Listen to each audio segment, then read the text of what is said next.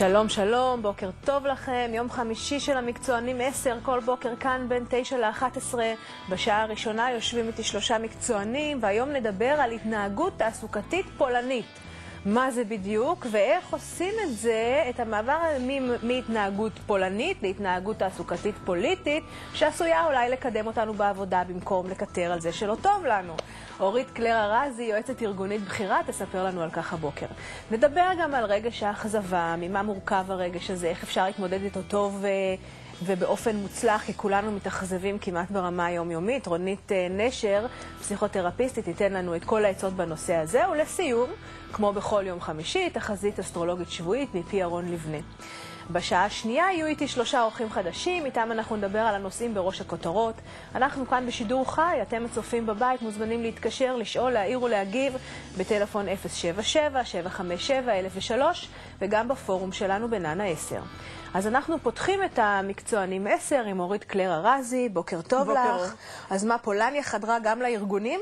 חדרה לארגונים, כן. איך? הנה, בצורה הבאה.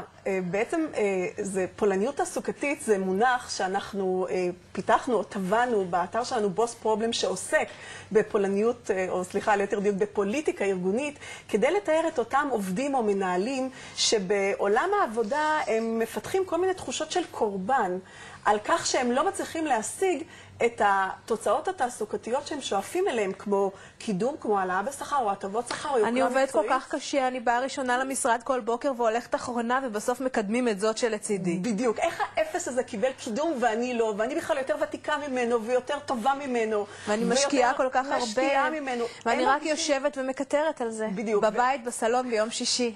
עם הפיצוחים. זה אנשים, הפולניות התעסוקתית מתייחסת לאותם עובדים או מנהלים, דרך אגב זה לא משנה, שחשים שהם משקיעים פול גז בניוטרל, אבל לא מצליחים לממש את מלוא הפוטנציאל התעסוקתי שלהם. עכשיו, מה הבעיה? לכאורה תגידי בסדר. אם בן אדם אין לו שאיפות לממש את הפוטנציאל התעסוקתי שלו, אין בעיה.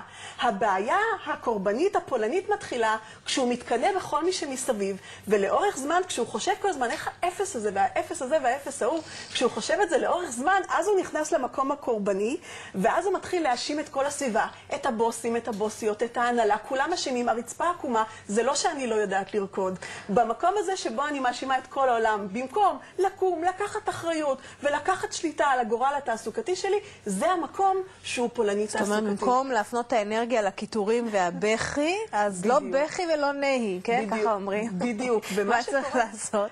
סליחה, עוד לפני רגע, הפולני התעסוקתי גם יוצר לעצמו את הלופ הזה, ומזין אותו כל הזמן, בין אם הוא מבין את זה ובין אם לא. כלומר, נניח נפתחת אופציה לקבל איזשהו קידום בארגון, נפתח מכרז לאיזושהי משרה. האם הוא ניגש אליה? לא, מה פתאום? כי מה עובר לו בראש? עזבי, הכל שם פוליטי.